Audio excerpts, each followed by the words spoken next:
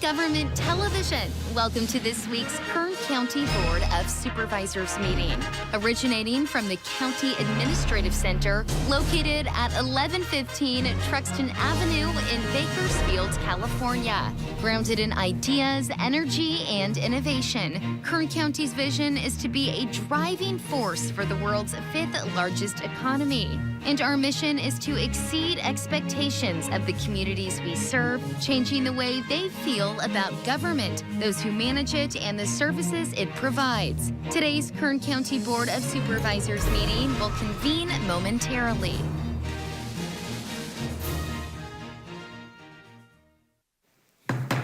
Okay, board to reconvene. Madam Clerk, would you please call the roll? Supervisor Peters. Here. Supervisor Scribner. Here. Supervisor Flores. Here. Supervisor Couch. Here. Supervisor Perez. Here. Okay, good afternoon and welcome to the Tuesday, October 24th p.m. Session of the Kern County Board of Supervisors. We'll first hear a report from County Council for any actions taken in closed session. Ms. Raison. Good afternoon, Chairman, members of the board. This morning in closed session, you met on items 61 and 62. 63, as you mentioned earlier, was withdrawn.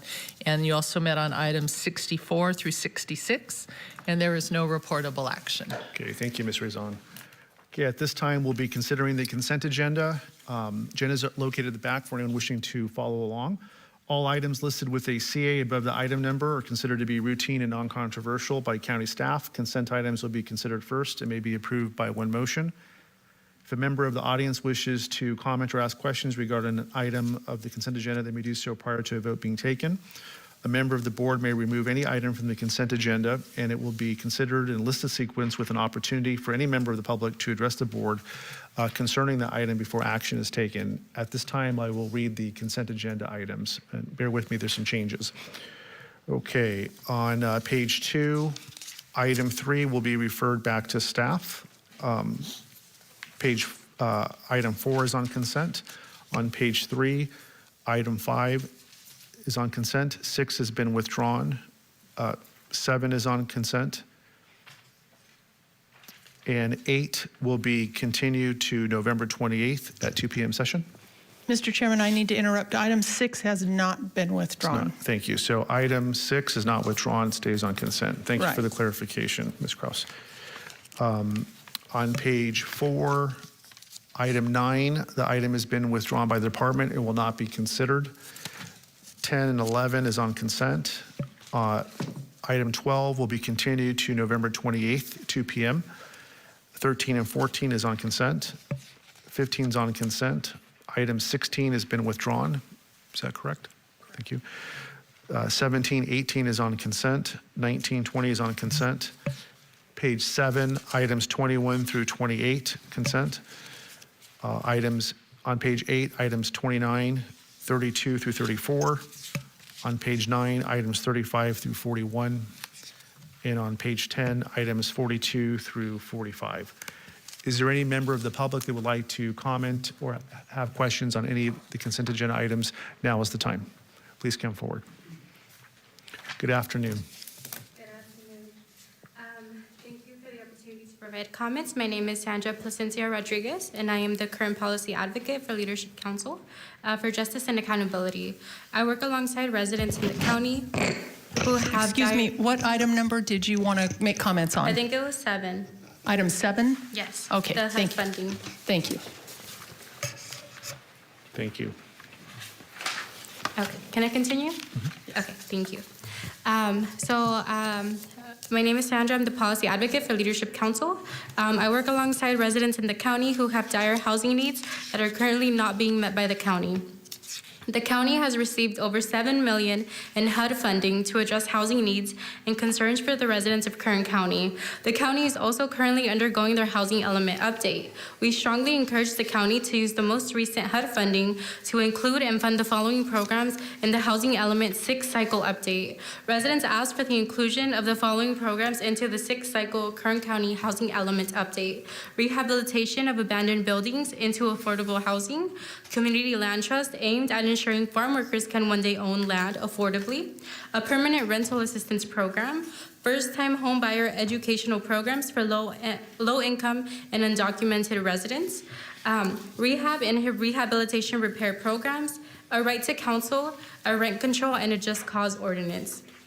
Residents that we work with have shared the dire need to adopt and implement programs like those mentioned above in this upcoming housing element update. Adoption of these programs can help meet housing needs and help meet the county's obligation to affirmatively further fair housing. We look forward to working with the county to ensure that together we can create a housing element that will meet compliance standards required by each city. Thank you so much. Thank you. And Ms. Rodriguez, did you say that comment was in regard to item 7?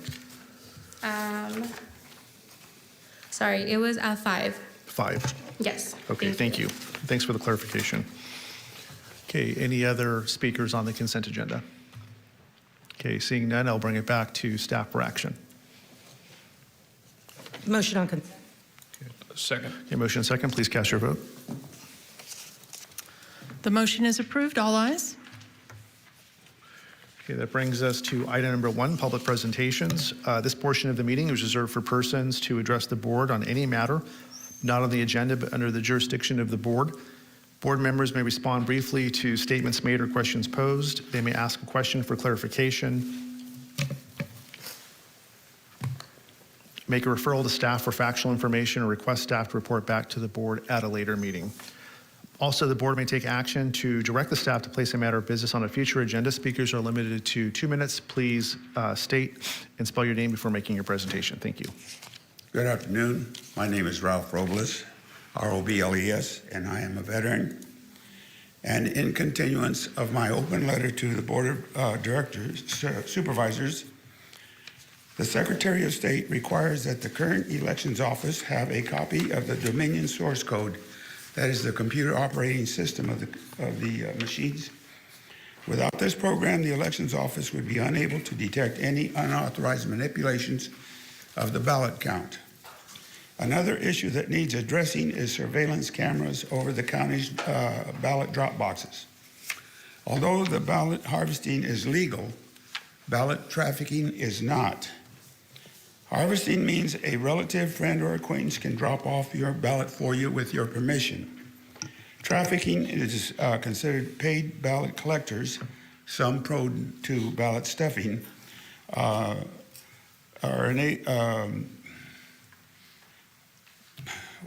with illicit ballots, that is, stuffing the ballot boxes with illicit ballots. A very effective method for detecting paid ballot stuffers is to enable citizens to view ballot cameras for suspicious numbers of repetitive visits by individuals with large numbers of ballots. With less than 4 months until the primary season, the Elections Office has still not even selected a contractor to install any cameras. When I asked the Board of Supervisors about the above cameras, I was told that $2 million had been funded for the project. Later on, that number had changed to an unspecified amount. It was at this time that these items can cause me to conclude that I was witnessing a pattern, an unhealthy pattern. So let me ask you straight out. Is the fix in? Are our elections rigged? Thank you, Mr. Robles. I'm going to ask that our CEO, Mr. Jim Service, he may want to shed some light on an upcoming meeting in the future to answer some of the questions and go over security issues and the wonderful improvements that we're having at Kern County Elections. Jim? Yep, thank you, Chairman Flores. And this is following up on Supervisor Couch's request at our last board meeting for an update on various election items. I've met with the Register of Voters, Amy Espinoza, and my staff have been working with her. Your board this year approved a slate of various improvements at Ms. Espinoza's recommendation or request in order to improve the transparency and timeliness of our elections process. Those requests were funded in the current budget. We're prepared to come back before your board on November 28th with an update to the supervisors on all of the aspects that were included in that. And that includes staff augmentation. It includes purchase of additional equipment. It does include an update on the security cameras as well. So on November 28th, we will be back before your board to report on those items and the status with respect to all of those items that your board has provided funding for. Thank you. We look forward to that presentation and appreciate your comments in that regard. Thank you. Yeah, Supervisor Couch. Mr. Service, is there any other actions by the board that will need to be taken to implement all the items you just discussed and even some others that were in the budget that we approved or in the item that we approved? So not at this time. Once a vendor is selected for certain purchases such as the cameras or possibly additional equipment, those may require additional actions by your board. Okay. But nothing specific at this time. Thank you. Great, thank you. Okay, next speaker, please.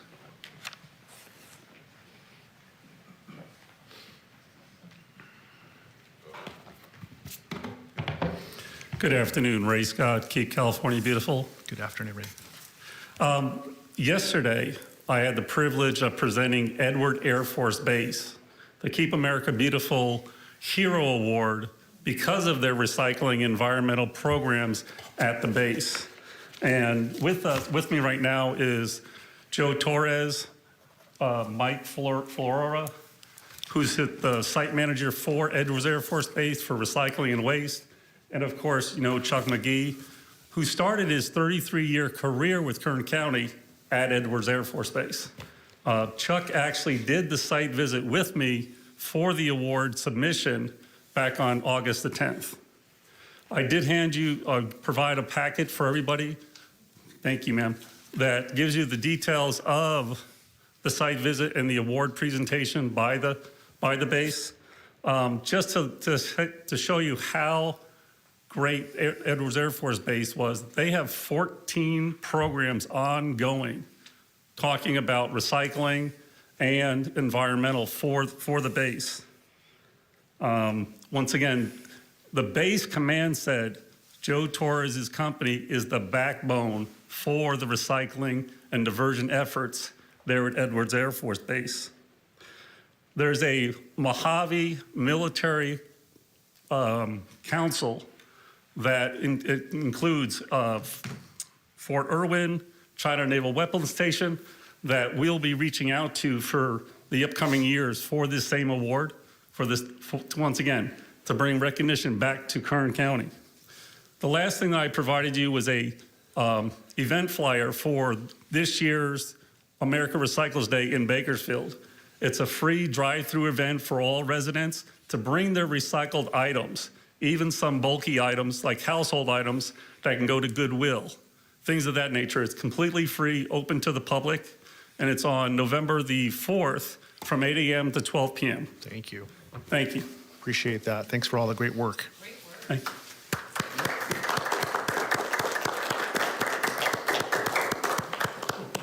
Okay, next speaker, please.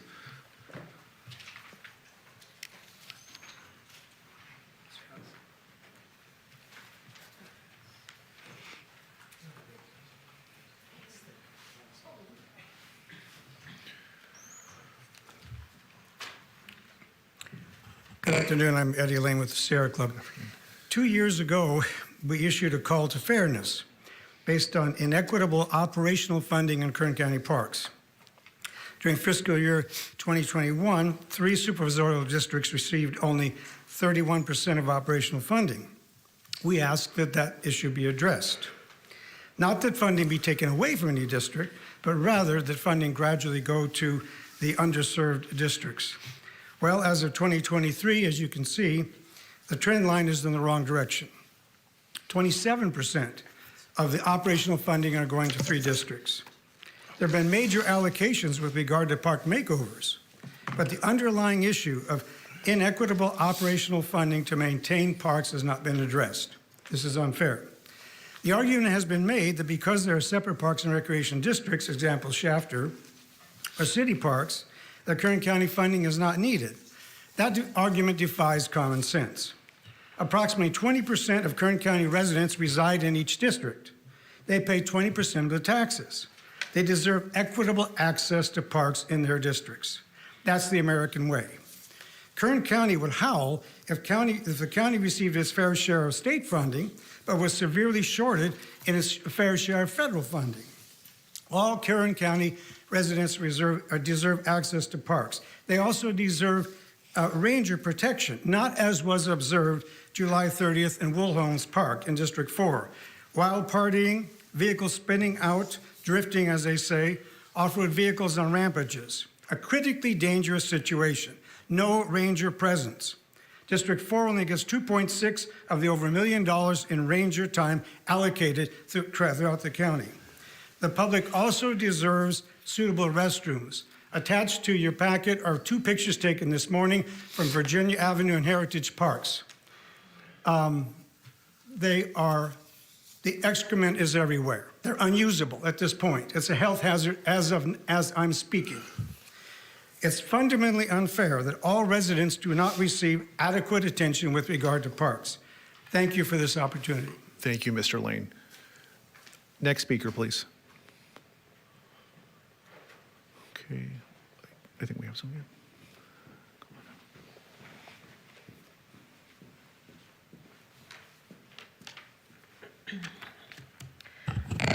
Good afternoon. My name is Emma de la Rosa. I'm the Regional Policy Manager with Leadership Council for Justice and Accountability. This is a follow-up to the letter that we submitted last evening regarding the Carbon Management Business Park. We are here to express our serious concerns about the county's vision for this Carbon Management Business Park. While this vision has not yet moved forward as a formal project, we stand here today along with partners and residents to say that we oppose this vision and the county must not move forward with the implementation of this park. According to comments made by the Planning Department in the technical report, the Carbon Management Business Park will include various industries that will create outputs for inputs. In other words, this business park will include industries that will lead to more emissions of CO2 and other harmful pollutants, which will lead to worsening air quality issues and lead to more harm to the community's health. In a time when we are facing the impacts of climate change, and in a time when science is telling us that we need to reduce emissions, the county's plan is to produce more emissions in order to make carbon capture profitable. CCUS technology has rarely lived up to its expectations, capturing fewer emissions than promised, and failing to capture co-pollutant emissions. It does not make sense to proceed with this park given the current health and air quality conditions in Kern County. The technical report states that there will be miles of CO2 pipelines into these facilities and even mentions the idea of retrofitting existing oil and gas pipelines to avoid bureaucracy. However, the same report also states how difficult it is to transport CO2 without the risk of jeopardizing the purity of CO2, which can in fact lead to leaks. Not to mention, there's also not a way to detect CO2 leaks. Even more concerning is the county's intent to streamline unprecedented industries and provide over-the-counter permits for pilot projects without any regard or concern for the community and the environment. Given the risks and dangers associated with this park, the lead agency must not utilize a specific plan environmental review process to streamline projects. And all impacts must be mitigated, and the project should be rejected if it's going to be detrimental to the environment. We ask the county staff come back to the public with information. The last time we heard about this project was during a workshop in the spring, and then the report was released. We haven't heard anything about the location. We have not heard about permits. We have not heard about which industries or companies have submitted interest about this project. So we do request information. Thank you so much. Thank you. Okay. Next speaker, please. Hello, my name is Ileana Navarro. I am a community organizer with the Central California Environmental Justice Network, and I live here in Bakersfield. I have 3 points to share today. First, we have concerns about the public process and the transparency surrounding the sites that are being considered for the Carbon Business Park. This is key information that cannot be kept from the communities who will be most impacted. We hope that the county can hold a more robust community engagement process in notifying the communities about the plans for this project. Secondly, we are concerned about the biomass with carbon removal and storage plans for this park. The use of bioenergy is not carbon neutral because bioenergy and biomass emissions contribute to significant greenhouse gas emissions and health-harming co-pollutants. Adding CCS for the Carbon Management Business Park will not address or mitigate these health risks. CCS is a largely unproven technology that overpromises on the ability to capture carbon dioxide at the source. CCS projects worldwide have failed to live up to their promise on climate benefits. So why take the risk here in our backyards and in the backyards of already overburdened communities? Lastly, we ask that you not see Kern County as a dumping ground for carbon dioxide. We ask that you consider the hundreds of thousand holes in the ground from past and current oil and gas extraction. We know that many of these wells are leaking methane and potentially other harmful pollutants. So increasing the pressure with carbon dioxide is will likely lead to these holes leaking more methane and potentially toxic CO2. So in summary, we request more transparency regarding the sites for the business project. We share concerns about the health and climate impacts of biomass facilities, and we are worried that the pumping concentrated CO2 into the basin full of holes will risk the health and safety of all Kern County communities. Thank you so much. Thank you, Ms. Navarro. Next speaker, please. I got two topics. Wendell Wesley, Wendell Wesley, Jr. Okay, so this carbon capture project just needs to be abandoned. It's way too dangerous, and we need to get out of the practice of putting profit over people, especially when the profits we're talking about are going to huge corporations that really don't need any more profit margins than they already have. Plus the fact we know they cannot be trusted. Many, many years ago, there was an oil leak that was not reported for 7 years. We have gas leaks all over the place. We need to put human life over anything that threatens or endangers our lives. We can't have profit over people's. So I urge that you abandon this project. It is not safe. It was a failure in Mississippi. And if you're gonna do it way out in the middle of nowhere, okay, where there's an extreme buffer for the safety of our lives. My second topic would be in our mountain regions. Everybody loves the beautiful mountains. They need to be clean and safe and protected. So I severely urge that you fund whatever is necessary to do so. And a lot of maintenance probably is going unchecked for just fire clearance, keeping it cleared and protected and safe with preventative measurements for our fire seasons. I know that there are a portable thing that is high tech. You put your coin in, it's cost effective, and it cleans the whole thing once the individual leaves. You can find those in Santa Clara County. I suggest that you look at those. Thank you. Thank you, Mr. Wesley. Next speaker, please.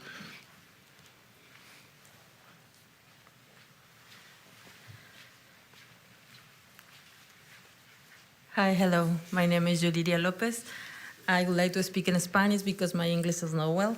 My partner helped me to translate. Okay. Mi nombre es Yuridia, Y-U-R-I-R-I López. Estoy aquí porque soy una miembro de la comunidad y está preocupada por la situación. Yo vivo directamente en comunidades donde hay problemas de pesticidas, problemas de agua contaminada, y ahora nos llega esta noticia que va a haber una zona industrial para emisiones de carbono, y mi preocupación. I am a community member. I am a promotora. I work alongside communities that are impacted by pesticides. And I am here to speak in regards to this project that wants to capture emissions. Y estoy preocupada porque nuestra comunidad tiene muchos problemas, vivienda, económico, trabajo, y ahora se nos viene esto. No tenemos claridad, no tenemos transparencia en la poca información que se nos ha dado. So I am concerned because our communities already face challenges with housing, with economic impacts, among other health issues. And there has been very little information in regards to the impact that this will have. We have heard very, very minimal information, and I am concerned.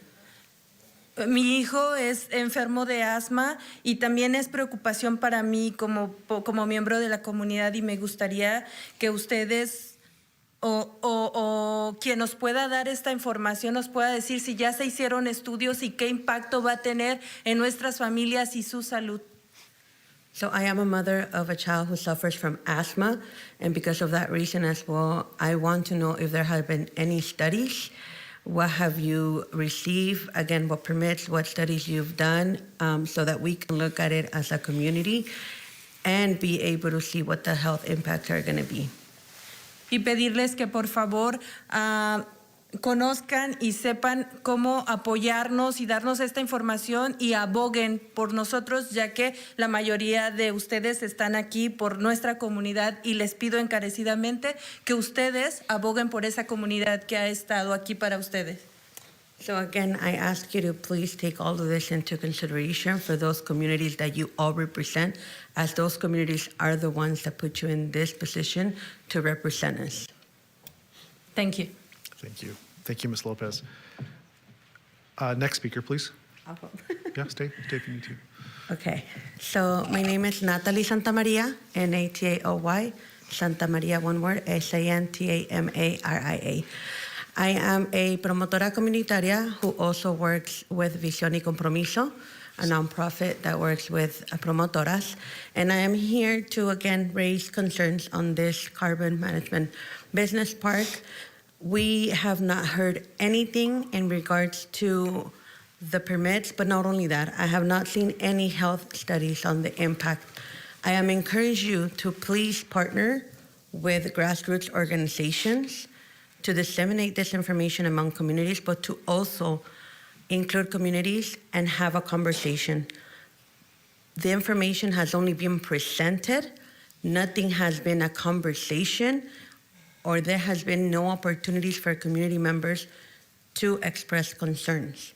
A 2:00 meeting does not meet those needs. There are people that are working, especially those that are mostly impacted. So again, I urge you and I ask that you partner with grassroots organizations. You have a lot of those in the letter that was submitted that will be gladly, collaborate with you to conduct those focus groups and those listening sessions among the communities. Thank you. Thank you. Thank you, Ms. Santa Maria. Yeah, sure. Supervisor Perez. I just want to thank you for your remarks. They are so constructive and helpful, and it helped me think about things I just simply had not thought about. And it was just really, really helpful. And I assure you that's the desire. And I think it's precisely where we need to be. And I just found you to be remarkably constructive in the way you articulate the fact that people don't feel that there's been a constructive process to contribute, a bite at the apple, if you will. Thank you for that. That's extremely helpful. Supervisor Couch. Thank you, Mr. Chairman. Our planning director and natural resources director is here. I wanted to give her an opportunity if she felt it was appropriate. Do you want to make any comment based on the comments that you've heard? This is a project that is in your department, correct? A proposed project, I should say.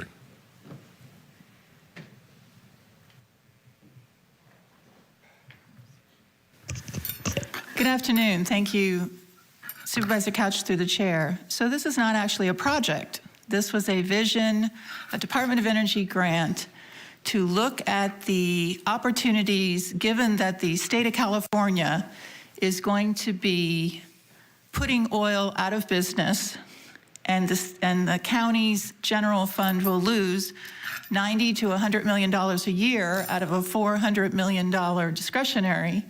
The issue was, what would our future look like? We already have 20,000 megawatts of solar and wind. 15 years ago, we had many people who stood up and were against solar and wind. They were against it. And Supervisor Scrivener can tell you about the many, many community meetings we had. Now, apparently, everyone has embraced that. Those are construction jobs. Those do not pay regular property taxes. So the idea was, if these businesses wanted to come here, and many of them are being incentivized by Governor Newsom's agenda by CARB's agenda and by the federal government's money, should we allow them to go into communities? The planning department made a determination that allowing a hydrogen plant to go into the middle of a city or the middle of a community was actually not a good idea, according to the fire department. So the idea of this park is to put it not in communities, but to put them all in one place where they could work together. There's no real project. There's no application for a carbon management business park. Perhaps property owners are thinking about it, but there is no secret project. I do take exception to the word secret project in the letter that they submitted to you. There's no secret project. For the first time, the planning department translated the entire carbon management business park website into Spanish to provide an opportunity for an online experience. We understand the community is concerned, and that's the most important thing I'm taking away from this. Individual projects will go through individual conditional use permits and individual environmental impact reports. They are 18-month processes. They have long conversations about health and everything else. But the idea that we would bring a project to your board that did not mitigate their air impacts is not something that we have done in the 12 years that I have been the planning director, and I don't intend to start now. So I do believe that many of these statements are an expression of fear and concern for the future of Kern County, the future of their health, and the future of communities. And that part's important. I think we're all concerned about our health, but we're also concerned, will Kern County survive these policies of the state of California? I know that isn't probably what you expected me to say, Supervisor Couch, but I wanted to make sure that the community understands that we are at a very, very difficult crossroads. Housing does not pay enough to keep our libraries open. Housing does not pay for Meals on Wheels. Housing barely pays for the services that we have to provide to them. We must have jobs and industries. So I assure you and the people who are listening to this that all of these, none of these projects are going to happen without full environmental impact reports, full mitigation. And the ones that are wrong for us will probably not even make it to your board. We won't be recommending yes on them. And so we understand this is a difficult time, but there are no secret projects. I'm available for questions, but those are my comments. Thank you. Thank you. Supervisor Perez. Thank you so much, Chair. Were you done, Supervisor Couch? I just was going to say thank you. I sorry. didn't intend for you to say anything in particular, but you did exactly what I asked. Thank you. Thank you. You're hearing from the community. You hear the passion. You hear the concern. I feel the same way that you do. You know, there's a tremendous amount of fear around, you know, what it is we're doing, and certainly if there are secrets, that's no good. So I really appreciate your comments. What do you see as a constructive way to legitimately have these conversations? Like, how do we? You remember my time on the Planning Commission 15 years ago, and you and I had to have many sit-downs to help me understand the bigger picture, and I still need help all the time doing that. So how do we do that? Supervisor Perez, I appreciate that the communities are engaged in many efforts. Kern Community College District, CSUB. We are a permitting agency. I cannot speak about hypothetical projects. Hypothetical projects only give us more questions. We need actual applications. The applicants do studies. We independently hire consultants to look at them. The conversation with the planning department and with your board is through these projects. We will have the first carbon capture projects going through public processes beginning in the first quarter of next year. And they will have an opportunity to look at the facts. Where are they actually located? How far are they from communities? How are they mitigating their air impacts? What are the impacts on communities? We need real projects. I do not have I don't have a crystal ball, but those specific projects will provide the communities an opportunity to look. This is near my community. This is 10 miles from my community. Here's how the air works. Here's how these things work. All of these hypothetical conversations don't get us where we need to go. I think they should continue at Kern Community College District. They should continue at CSUB. But I don't see us spending. We are in a difficult position where we have to put our focus on resolving these issues. Thousands and thousands of people who are working on solar projects right now in 2027 will not have a job because we will run out of transmission. So we can either spend hours and hours and hours talking about hypothetical projects, or we can process real projects, say yes to them, say no to them, but we would have the facts. Thank you, Lorelei. I appreciate so much the members of the community that are here, and I see the obvious lack of trust that exists, and I'm so sorry for that. Obviously, we have a lot of work to do.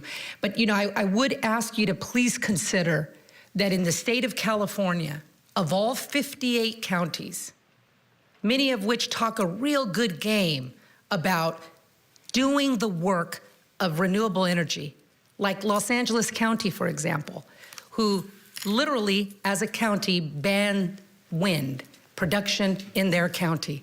They are the largest city in the United States of America. They own a third of the California state legislature, and they said, bad oil, but we won't do wind. It's an astonishing disconnect between what people say and what they do. And in a county, and Kern County, one of 58 counties, we produce over 60% of California's renewable energy. We're the only ones doing it. We're doing all of the work, and we get nothing but criticism. Is there basis for criticism and legitimate critique? Absolutely. And I appreciate you because you're really the only ones who will do it. And I value you, I appreciate you, and I want to fix our trust issues to the best ability that we can. But Kern County is being prioritized by President Biden of one of 4 areas in America because of our expertise in energy production. We cannot continue with fossil fuels the way that we have, just by virtue of the facts that we have 30 years of fossil fuel production at a maximum. Who knows what will actually happen? But that is running out. And carbon capture is such a unique opportunity for Kern County because of the #1 oil basin in the world is here, and we've almost depleted it. And it provides an opportunity for us to reconsider the way in which we're doing energy and our energy portfolio and our much larger problems that we are about to run out of transition. And Kern County has been so aggressive, ahead of the game, in large part because of our energy expertise. Not perfect, always needing to be improved, but I would just ask you to please consider that Kern County really is the place to do this. It's the place of the expertise, the stakeholders. We've developed, you know, a culture around it, if you will. Think of a steel mill town, or, you know, places in the Midwest that have a labor force and mentality and ideology around being a producer of energy. And so, you know, I really apologize for not communicating better, not being more effective in how we say, you know, this is really a big deal. This is an exciting opportunity for Kern County to develop the technology to be the center place of the entire globe that gets this right, that helps cool this planet, literally, you know, by what we produce here and the energy and the synergy that comes when a place says, you know, we can do this and we can do it together. And I would just invite you to consider that Kern County's the only one doing renewable energy in the state of California. And I would love for Los Angeles County, for their profound influence in the legislature, to step up and actually do something. They don't appear to have the impetus or the integrity to do that. And I don't mean to badmouth anyone. I'm telling you what I have seen and observed over the years. So there's a lot of heat and there's a lot of propaganda that goes out on this subject, certainly with Kern County as the bad guys. And the irony is we're the ones doing it. We're the ones trying to develop it. Is that a perfect process? No, obviously you feel excluded from that. And I think that's a travesty, and we need to fix that. Please know that, you know, we want to fix this, I promise you, and that Kern County is proud of its prowess. You know how many jobs we've created? Do you know what we've done in labor? We have literally doubled the amount of people in apprentice programs because of the PLA that we do here, that this board supports time and time again. As controversial as that is, they support it. They support local hire. They support the investment into the local workforce. And it is our energy sector that gives us the opportunity. In the last 10 years, we have doubled our apprentice programs. So as we think about the labor force, as we think about the economy, the future of Kern County, please consider, and I ask humbly, that Kern County's doing the work. We're doing the work, and not perfectly, but we're doing it. We need your help, need your contributions, and this is a potential future for Kern County. President Biden sees it. Others around our energy department sees it. They think Kern County has the potential, the labor force, the culture, the people, all of it to make this happen. And I'm excited about it myself. I'd like to learn from you how we incorporate and make this process better, but perhaps, as I've said before, you should talk to some of your friends that dominate the California legislature, because Kern County doesn't. They do, and they are not doing what Kern County's doing. And that's just a statement of fact. Thank you for your passion, your hard work. We have to fix this. But I just ask you humbly to consider those factors. Thank you. Thank you, Supervisor Perez. Supervisor Scrivener. Thank you, excuse me. Thank you, Mr. Chairman. Supervisor Perez, I'd like to credit you for pointing out some of the inconsistencies with LA County's approach. They oppose oil. They say they support renewables, yet they ban wind in their own county, even though they've seen just across the county line that we've successfully employed it in many, many communities. I'm not going to put words in your mouth. You pointed out inconsistency. I'm going to call it hypocrisy.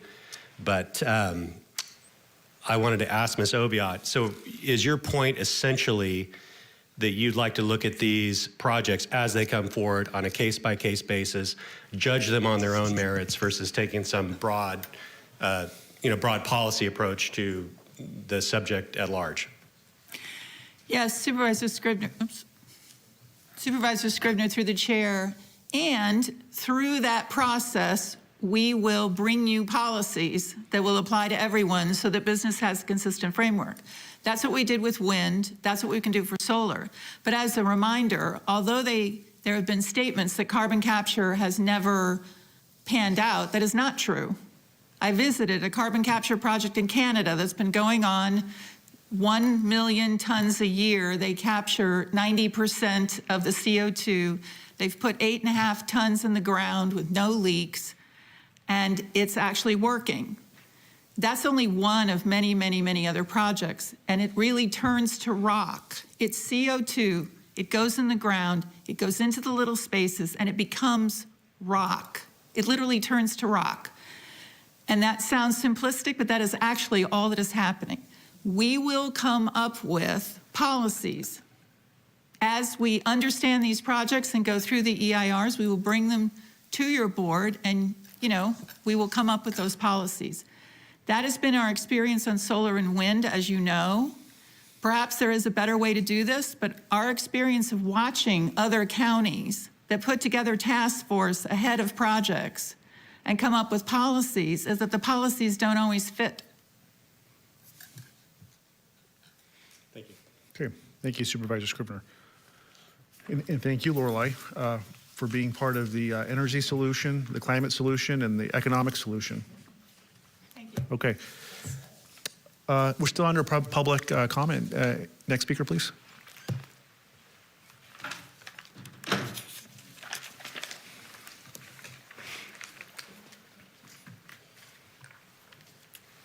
Hello, Sandra Placencia, Policy Advocate with Leadership Council. Just wanted to add on really quickly that Kern County must update their general plan before proceeding with the CMBP project. The county has reportedly delayed updating its general plan and complying with the requirements articulated by SB 1000 and SB 379, which are required to protect vulnerable communities from pollution burden and climate change impacts. The county must not proceed with further actions towards the development of the CMBP until the county has updated its general plan and complied with SB 379 and SB 1000. The problem with this park is not that it's not carbon capture. It also includes industries that will produce co-pollutants that will not be captured, like the steel mill and the biomass facility. And I just wanted to add on really briefly too, for community input, always reach out to community-based organizations. You can always host workshops. We would always love to help. But the community has not been included in this update at all. And so we urge the county to actually include and talk to folks, right? Especially folks who have been historically underrepresented. I'm talking about folks that live in District 4, right? So folks that live in Lamont, Fuller Acres, Arvin, Weed Patch. There's a lot of areas in this county that aren't tapped into, and they don't fully trust the county, as you said, Supervisor Perez. So I just like to reiterate that in order to create something, you have to talk to the community, right? Because it'll affect them. And I understand that the state is doing a lot of laws, right, that are pulling back and a lot of restrictions for oil and things like that, and that we need new pathways for workforce development. But also the folks that are gonna, the folks in the county that are gonna work in NCCS projects, their health will also be affected probably in the long run, right? So I asked the county to look into new ways, right? New avenues, stop giving low-income communities jobs that are gonna harm them in the long run, right? So I asked the county to look into better jobs and better workforce development and work with the community in the long run. Thank you. Thank you, Ms. Plasencia. Next speaker, please. Okay, seeing none, I think we have one. Come on down.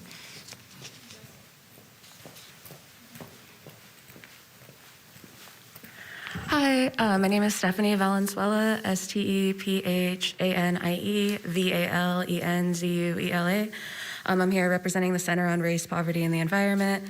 CRPE is committed to environmental justice and uplifting underrepresented communities in the San Joaquin Valley. At CRPE, we work closely with local communities already overburdened with the industries surrounding them, industries who have contributed to Kern County having some of the worst air quality in the nation, and as a consequence, residents' health suffers, including my own. CRPE is deeply concerned about the proposed carbon management business park. We urge the board to take serious consideration of the risks involved with proposed direct air capture, carbon capture sequestration, biomass, and hydrogen projects. These energy projects are under-researched, experimental, and energy intensive. They are not the climate solutions they claim to be.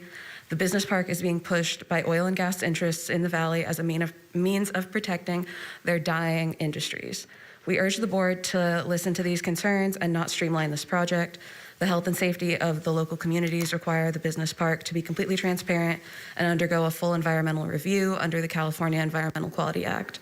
Additionally, Kern County cannot move forward with the project before coming into compliance with SB 1000 and SB 379 and updating the general plan.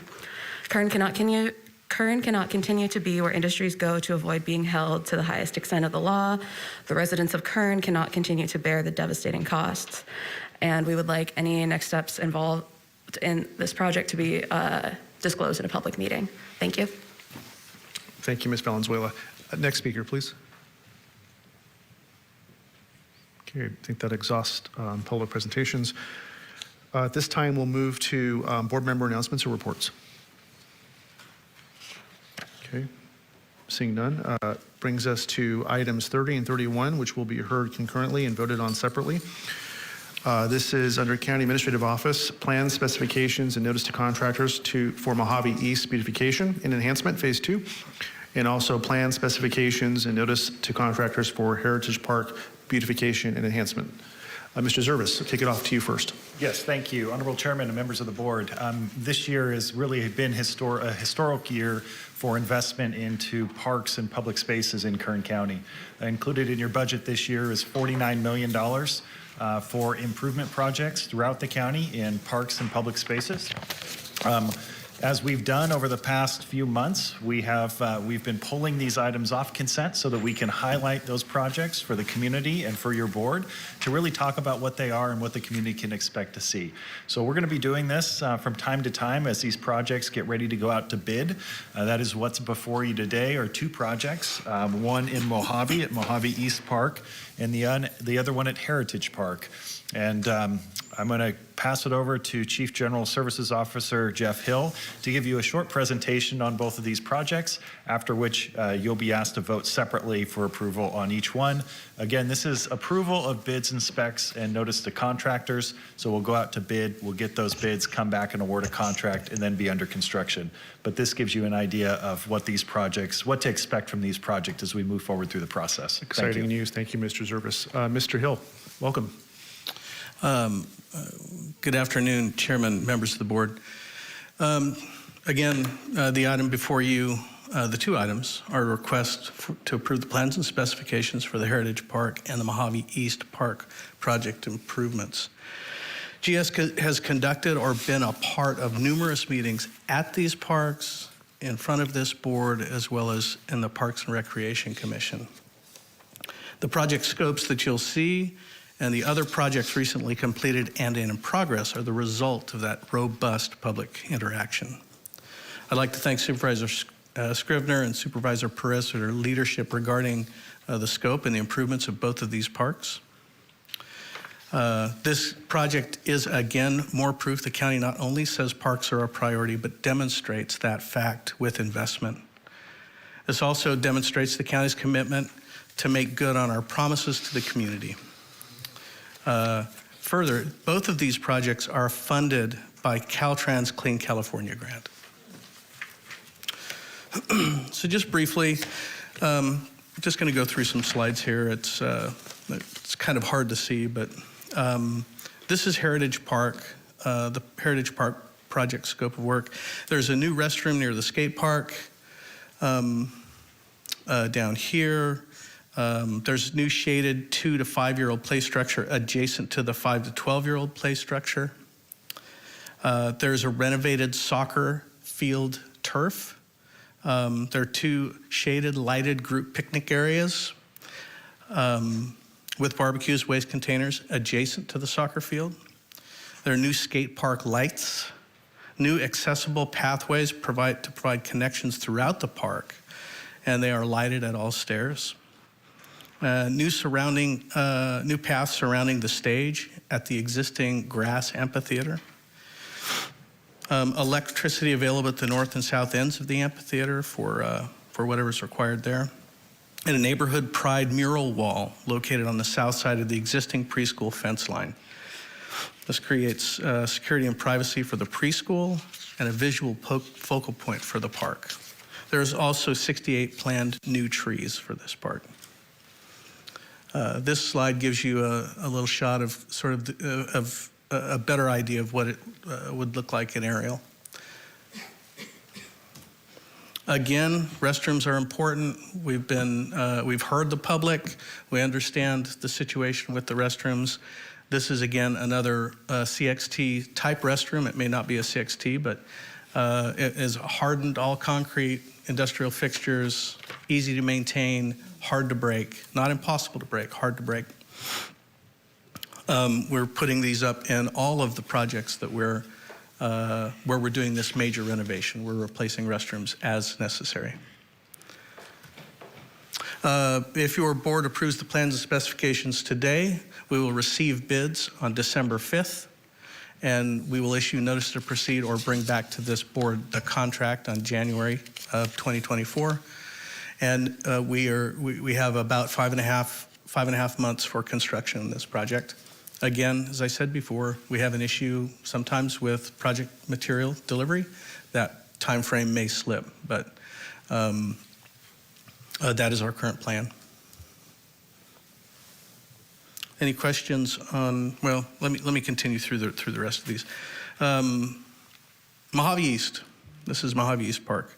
It will have a new restroom, a new shaded, lighted group picnic area near the existing splash pad with barbecues and trash receptacles, new soccer field with renovated turf, new parking lot with stormwater bioretention basin, renovated basketball court surfacing, new adult exercise equipment adjacent to the Vets Community Building, new off-leash pet area, some additional hedge screening and windbreak hedges, lighted pathways connecting, ADA-approved lighting pathways connecting features within the park, irrigation upgrades, and 79 new trees. So, again, these are the restrooms that we're going to be installing as well, the CXT restrooms. This project is only slightly different. If your board approves the plans and specs today, we'll receive bids December 5th. notice to proceed in early January, and notice completion in early June. I'd also like to take this opportunity to inform the public and the board of that there is in place the Adopt a Park program. We're happy to work meaningfully with community groups to help keep these parks and all of our parks in great shape. Opportunities include cleanup teams. General Services can provide help with materials and safety manuals, eyes and ears reporting, among other tasks. The Adopt a Park handbook is available at the county parks webpage.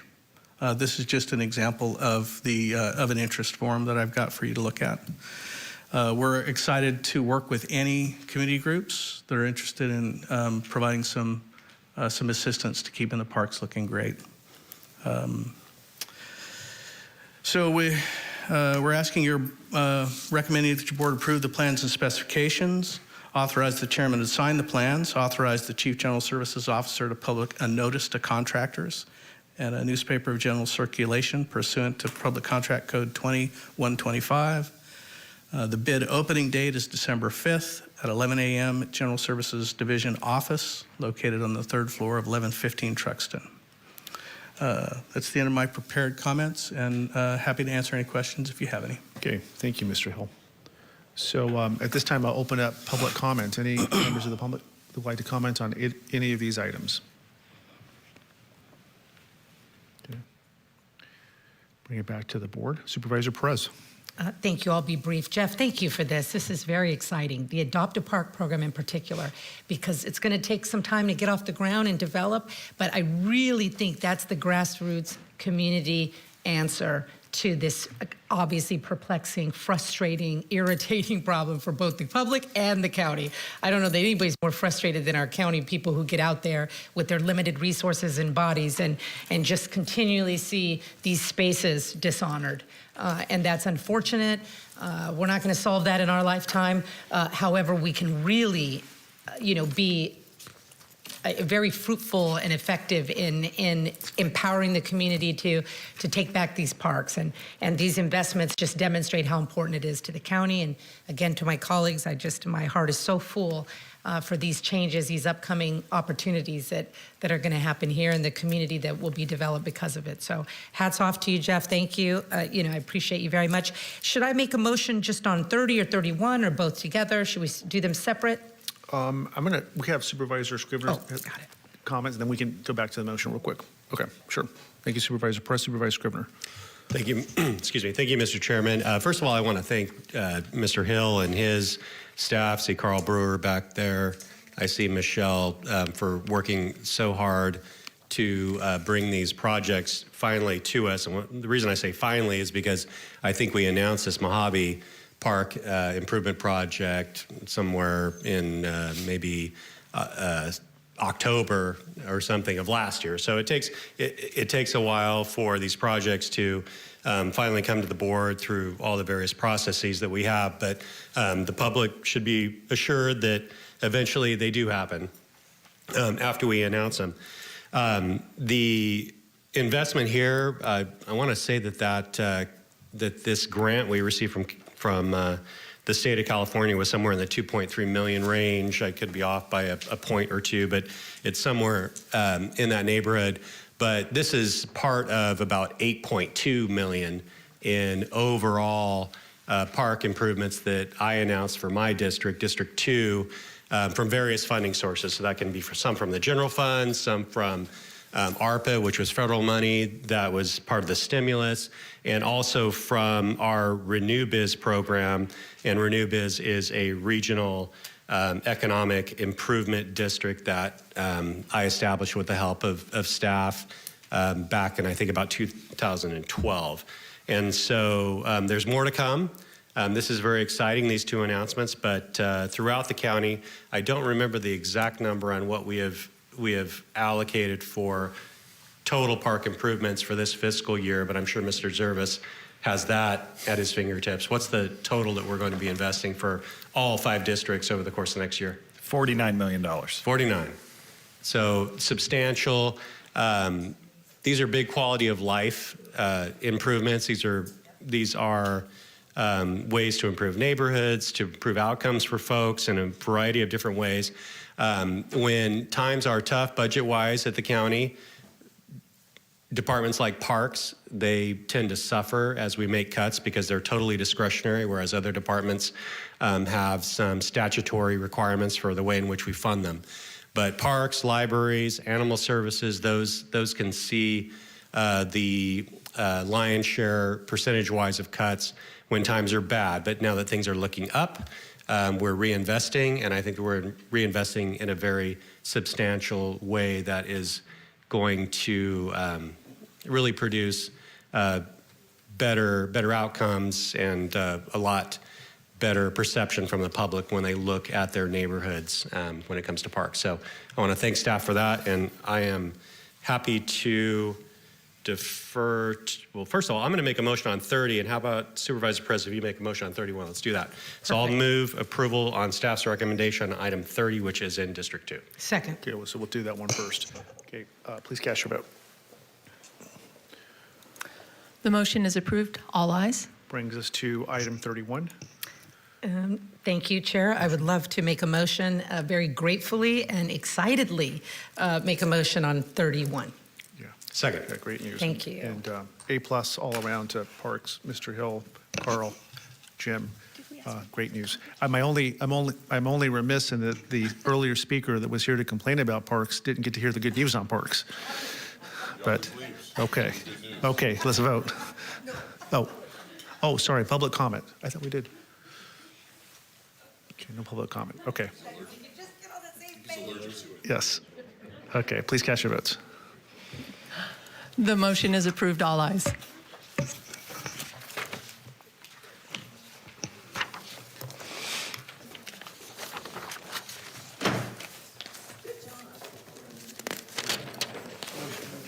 Yeah, motion to adjourn. Thank you. We're adjourned.